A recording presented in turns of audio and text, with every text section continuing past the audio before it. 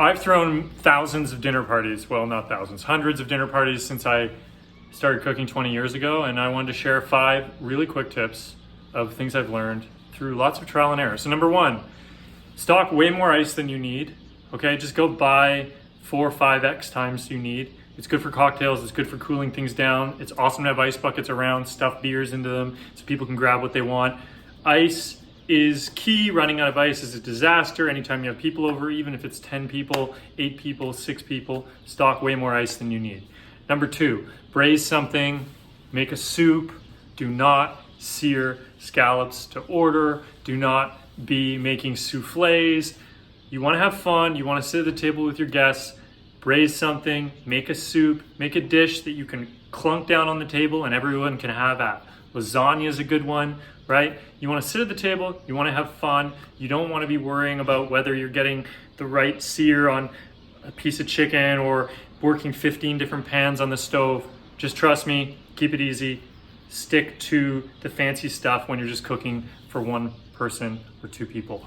Number 3, mix up the guest list. When you invite people over, just think like, are these people actually gonna like have fun conversation? It's really simple. It's a simple tip I actually read about in a magazine a couple of years ago. And it's very straightforward. You just have to understand that, invite the smart friend, invite the quirky friend, invite the artist friend, just make a little mix of people that show up. And as long as people are curious and don't have too many dietary restrictions, invite them.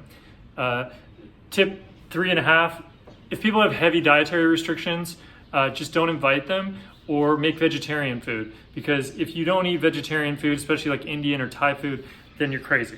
So number 4, this is a very, very, very, very straightforward and simple tip, but it's something that is integral to everybody getting along and sitting at the table. If people come as couples, just have them sit next to each other.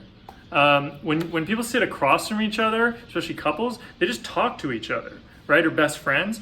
If 2 friends come, just have them sit next to each other. Just try and set up the seating that way.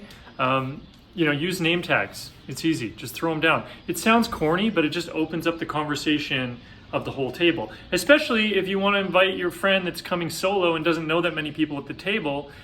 They're not going to get trapped where they're kind of just sitting on the end of a table across from a couple that are talking to each other. Okay, it makes the table way more social. 5, just another food tip, always serve dessert no matter what. Even if it's just putting a couple good chocolate bars on the table, serve something sweet at the end of the meal.